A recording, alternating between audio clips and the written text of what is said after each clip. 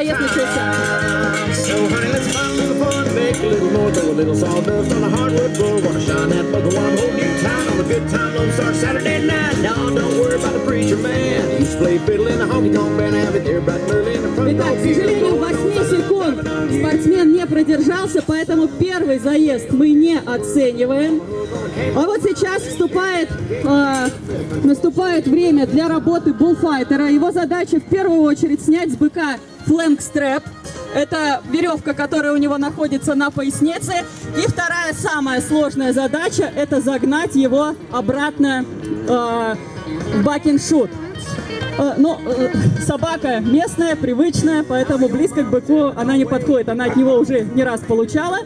Поэтому, да, уважаемые зрители, которые стоят сзади, страшного не будет ничего, но сейчас он очень недоволен, и он будет бросаться в вас щепой.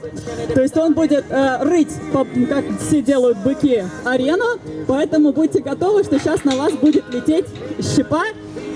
Вот, например, вот именно вот так вот он и будет делать.